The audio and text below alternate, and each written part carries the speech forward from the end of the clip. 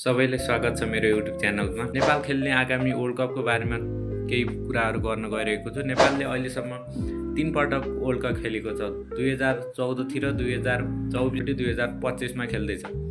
Nepal group be मा पढेको छ। बी मा England, West Indies, Bangladesh, Italy र नेपाल रहेका छन्। T20 कै पावरहाउस मानिने वेस्ट इन्डिज, इङ्ल्यान्ड जस्ता बलिया टिमहरू पनि नेपालको ग्रुपमा रहेका छन्। नेपालले त्यस ती टोलीहरूसँग कस्तो पर्फर्मेन्स गर्न सक्ला त?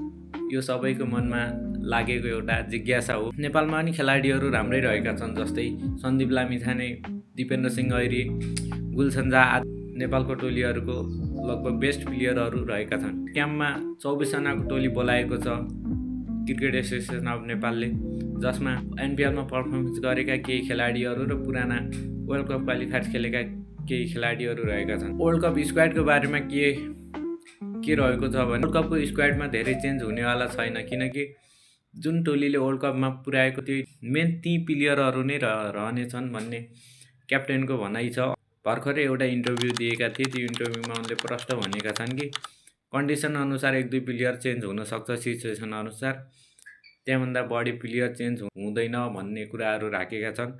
उनले यो पनि भनेका छन् कि हामी मेन टार्गेट भनेको चाहिँ कोसिस गर्नेछौँ इङ्ल्यान्डलाई हराएर नै अगाडि बढ्ने भन्ने कुराहरू राखेका थिए। त्यस्तै अहिले सबै खेलाडीहरू कलेज क्याम्पमा तयारी गरिरहेका। हेरौँ हामी बेस्ट 15 मा को खेलाडीहरू पर्ने। त्यस्तै अहिले नेपालका लेग स्पिनका किङ मानिने सन्दीप लामिछाने अहिले बिपिएल खेल्न गएका छन्। उनले आज बिपिएलको पहिलो गेम खेलेका थिए, जसमा उनले 4 ओभरमा 2 विकेट 38 रन खर्चिएका छन्।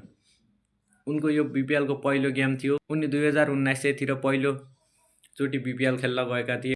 त्यो चोटि पनि राम्रै पर्फर्मेन्स गरेका थिए, विकेटहरू लगेका थिए। अहिले पनि पहिलो गेम थियो, राम्रै सुरुवात गरेका छन्। आशा गरौँ आगामी दिनहरूमा पनि राम्रै गर्दै जाउँ। उनको त्यो बिपिएलको पर्फर्मेन्सले अन्य ढोकाहरू पनि खोल्नेछ, जस्तै पिएसएल, आइपिएलहरू जस्ता ठुला लिगहरू पनि खेल्ने मौका उनलाई दिनेछ।